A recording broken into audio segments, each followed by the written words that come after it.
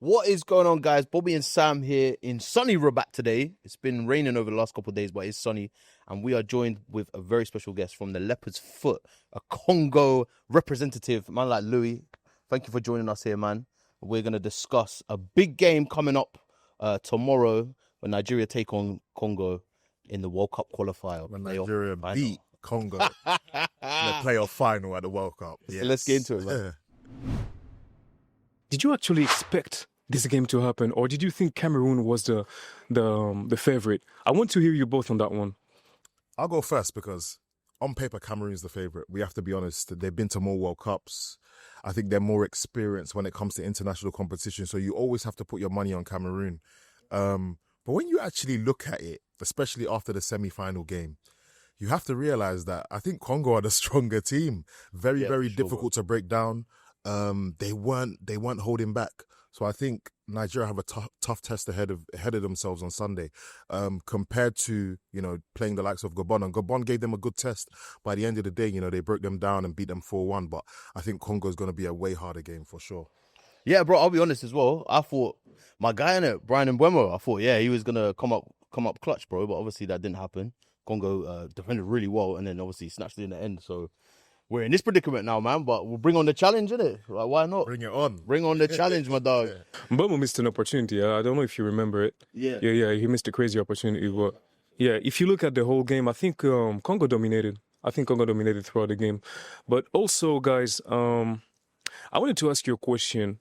How do actually Nigerians see this game, see Congolese team? Because since, because of the language barrier between like Congo and Nigeria, we don't see as much banter, as much back and forth online, about the game as we saw with Cameroon, for instance. Yeah. But how do Nigerians in Nigeria and abroad in the UK, for instance, see Congolese team? It's a good question, man. I think from what we've kind of learned over the last few days, I definitely thought we'd go into this game thinking we want to take on Congo, but I think since the performance on Thursday, it changed. Yeah. We're like, maybe Congo is going to be the tougher game. So I think from the perspective of the fans, at the start, it was definitely like, okay, out of the two teams, we'd rather face Congo. But I think given the strength of your performance, now it's like, oof, that's going to be a lot. And to be honest, the first half and start of the second half for the Nigeria-Gabon game, the performances was a bit up and down. So to go against another strong team, I think that's changed, man. I think we definitely were looking to face Cameroon and think, okay, cool, this is the team, but nah. Yeah. Congo stood up, man. Looking long, bro. To be completely honest with you, I think when people saw the result, Congo won 1-0, I think a lot of Nigerians were cheering. But that was until they saw the highlights of the game. Yeah, exactly, yeah. So I think... You were kind of sleeping on us at first and then, 110%. I think, first of all, Nigerians are very overconfident anyways. Yeah.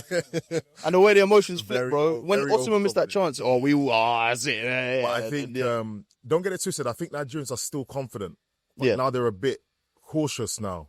Having seen you guys played against Cameroon and seen the way you guys defended, there's a bit of like, okay, you guys didn't score many goals, so they're like, okay, maybe we have some hope against Congo. But then there's also the defensive side of things. You guys know how to stop a lot of good players. So it's 50-50 now as opposed to 100% confident as before. Yeah, facts, bro. Guys, your qualification journey has been wild. You came back from the dead. You came back from the dead after drawing to Lesotho, to Zimbabwe, and losing to Benin. Yeah, it's childish, man. Can you tell us what was the problem back then and how did you get it fixed over the games? It seemed like to me there was just too much going on. For example, during the group stage, Nigeria had 3 different coaches. Now, I think what the difference is between the coach that we have now and the coaches that we had before is that this coach is willing to experiment. He's willing to try new things. Okay. Even in the previous game, there were some things he was trying I didn't really like, and I thought he could have maybe changed it around. But it's like more of a system thing. But for some reason, he still manages to make it work and get it over the line. And at the end of the game, I'm like, this is why I'm not a football coach. But for some reason, there just seemed to be this bit of confusion. Maybe the guys looked at the group and didn't necessarily take it so seriously. They saw the teams and maybe thought we was going to get by. We're playing each country twice. But I think when you look at the logistics of things, the fact that we had South Africa in our group, so that means one trip over there. But then you also had Lesotho in our group, which means you're going to also play them in South Africa.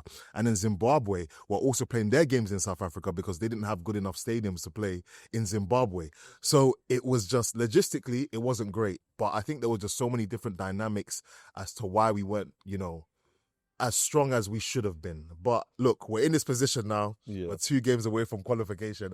I can't complain. But I think Nigeria are very lucky. Skin of our teeth, though. Even as a fan, bro, Skin of the teeth, boy. we are very, very lucky. One, because South Africa had points dropped. They did an ineligible player. Yeah, he had a yellow card ban and he wasn't able to play, but they still fielded him. Because without that, I don't think we would be talking right now. This chat, bro. Yeah. yeah. That's a different event. 2 games to go, Nigeria having to beat Benin 4-0. They'd managed to get 4 goals past them and did the job, but then drew with South Africa, which obviously put them in a bit of a mess. So we are very lucky to be in this position. I think it's slightly unfair for the other teams as well, considering the fact that those other second place teams that had more points than Nigeria are not in this position at the moment, but the rules were put in place before the tournament started or before the qualification started. So we have to is what it is. You have to take it, man. Yeah. Do you agree with Sam on that? On the fact that you're lucky? Yeah, no, 100%, man. I think even the kind of outcry from the fans and stuff kind of confirmed that, bro, we got away with one here. Do you know what I mean? And then I think when you take into context the whole financial thing with the NFF and stuff and how that's kind of come to a head at this point, I don't think it's a coincidence that, the coaches, being around the team, it seems a lot more settled now. It seems like there's a bit more of a structure. And you know how even as like us, we work and stuff, if our environments are not settled, then, people might get complacent. And I think that's definitely translated into the team's performance. And I think if we're honest about how Nigerians are, as people, we're very we're very shoulders out. We think, proud. So like, so it's like, I can imagine we went into those games, like Sam said, being like, oh, nah, we'll brush these, man. Do you know what I mean? We've got Premier League players, we've got La Liga players, etc., etc. And obviously that didn't translate. So I think the fact now that we have this one coach, they have a settled like kind of backroom staff. I see like the way the coaches take training and the way the setup is, it seems very much more settled now. So hopefully that kind of translates into this. I was gonna say though, you as Congo must be super happy because you almost edged past Senegal in the table. So I wouldn't say happy, bro. I wouldn't say happy because this game is still, people have PTSD from this game, man. Like we led from like 2 goals against arguably the best team in Africa at home, and we didn't clinch the victory. So it's more of a frustration, to be honest with you, because we feel in a certain way that we should have won this game. We shouldn't have won this game in front of the crowd, in front of like everyone. And also, being like in this position brings a lot of bad memories for Congolese fans because in 2017, we played Tunisia and we were winning 2-0, at home, and they managed to get back to 2-2, to draw, and they advanced to the World Cup, and we failed to qualify. So it was definitely more of a frustration than happiness. I'm not gonna lie. You spoke about your coach. I'm not gonna lie. In francophone countries, it came as a surprise, Eric Schell's name, because he's Malian. He's has been coaching Mali with a bit of success and also a bit of disappointment. So ever since he took over, what do you think of? Do you see his influence? Do you see like a change of like, because you told me he experiments. Yeah, he likes to experiment a lot. What's funny is that because we've been to a training a few times and we've got up close and personal with him, he's quite intimidating. You can tell that he's the type of manager that when he wants something to happen, it's going to happen. Yeah. And I think that is what was needed in the camp, where it's like, we're not going to take an opinion from here, an opinion from here, an opinion from here. It's the manager's instruction, one voice, and we're going to follow that. So I think that has been pivotal to the team. Obviously, I'd love to hear the players' perspective on it. I can only judge it from the outside, but from what I can see, even just his presence around, the team, his presence around training and stuff, the guy looks very, very stern and intimidating. Yeah, no, I'd agree, man. I mean, he called me out on I owe him money apparently. Because I was filming him and he was like, "Yo, guys, if you're gonna be at training today, like just like be mindful of filming and stuff." So I was just pointing the camera at him, and then he went like this. No, for real. Walks all the way to him. I need to see that. You need to He show went me like that. this. I was like, oh no, bro. So he's walking towards us. I'm like panning the camera away slowly as if I weren't doing it.